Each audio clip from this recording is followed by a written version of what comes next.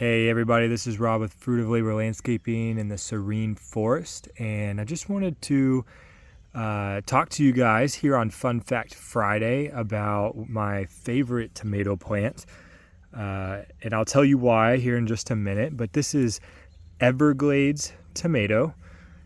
All right, so many of you probably are already aware of this tomato plant. And many of you probably even think that this is a Florida native tomato plant. For a long time, many believed that this was a native plant, even the experts out there. Recent research and many experts out there are now leaning towards that this was closer, I guess, to naturalization than it ever was native, and believed to have originated from South America and then eventually came up here. I'm under the impression that it's not native, but it definitely is Florida friendly, and it grows so well, especially here in Central Florida, and I imagine across most of the state. It's probably the only tomato plant I've ever seen just thrive on neglect during the middle of a Florida summer. It does not care about the heat.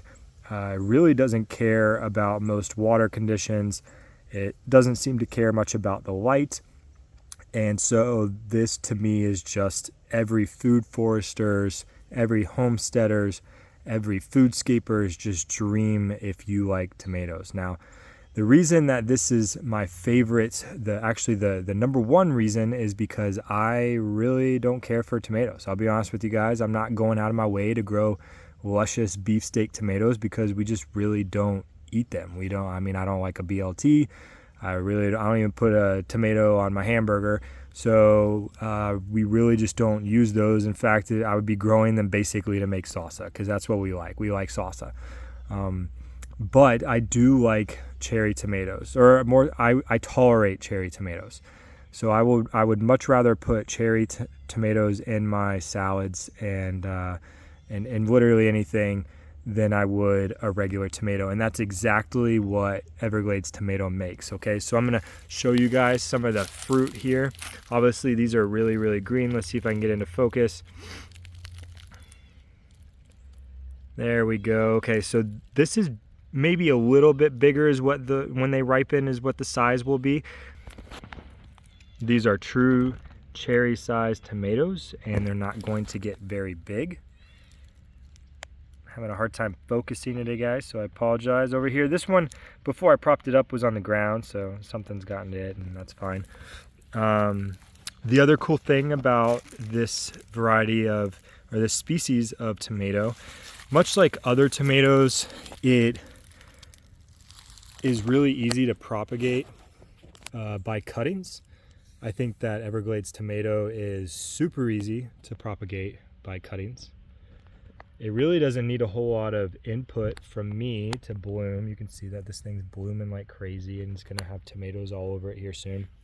And I think that one plant would probably, if you were to take the time to harvest every single tomato off of an Everglades tomato, it would probably you'd probably get halfway through a 5-gallon bucket. I mean, these things are just heavy producers. They can get massive. They can almost be like a big vine or a bush, which is another cool thing.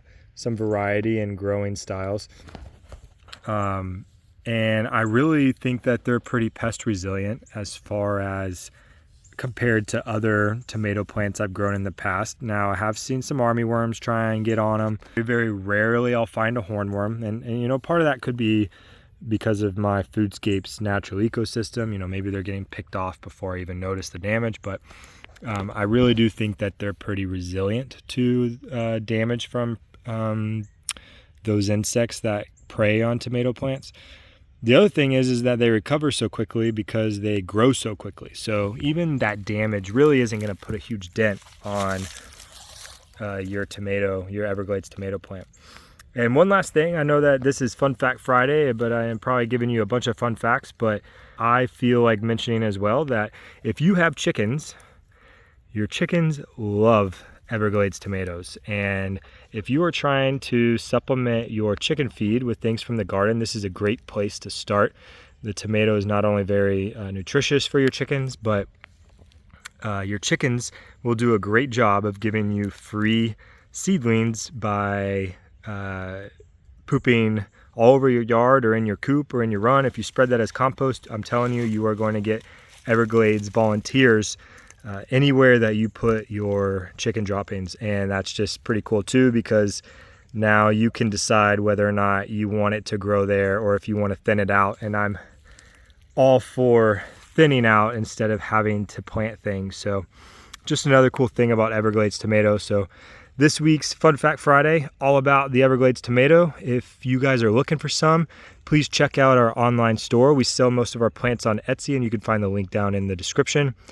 We should have some cuttings, especially this time of year here in February 2024, and we will hold on to them throughout most of the year, maybe less so in the fall. So if you're looking for some, please reach out to us, let us know, and we will try and get them to you. We can ship, or if you are in the 32765 zip code, we can probably local deliver it to you. So thanks for watching, guys. Hope you enjoyed it. Hope you learned something, and we'll see you next time on Fun Fact Friday.